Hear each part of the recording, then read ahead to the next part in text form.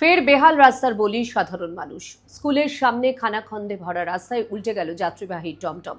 গুরুতর আহত 4 মহিলা যাত্রী। আহতদের স্থানীয় হাসপাতালে ভর্তি করা হয়েছে। রাস্তা সংস্কারের নামে নিম্নমানের কাজের অভিযোগ তুলে পূর্ত দপ্তরের বিরুদ্ধে ক্ষোভে ফেটে পড়লেন স্থানীয় বাসিন্দারা। উত্তর ত্রিপুরা ধর্মনগরে বেহাল রাস্তার দশার জেরে ঘটে গেল এক রক্তক্ষয়ী দুর্ঘটনা। রবিবার নয়াপাড়া দ্বাদশ মান ইংলিশ মিডিয়াম স্কুলের সামনে বড় গর্তে চাকা পড়তেই উল্টে যায় একটি যাত্রীবাহী টমটম।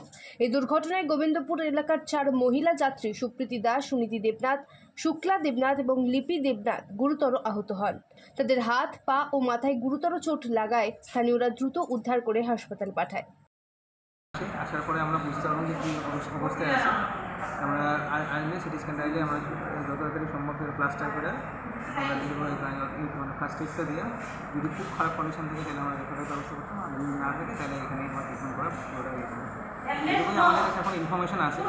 কোন জায়গা থেকে এখনও কোথায় কী অ্যাক্সিডেন্ট হয়েছে এমন ইনফরমেশনটা নাই। তারা এখন সিটি স্ক্যান করে দেখছে, তারা আইলে আমরা সব ইনফরমেশন নিয়ে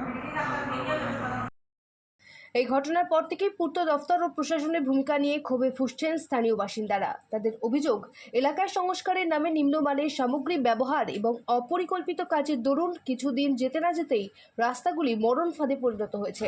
কাজের গুণমান যাচাই না করেই বিল অনুমোদনের অভিযোগ তুলে ঠিকাদার ও দফতরের বিরুদ্ধে নিরপেক্ষ তদন্তের দাবি জানিয়েছেন এলাকাবাসী।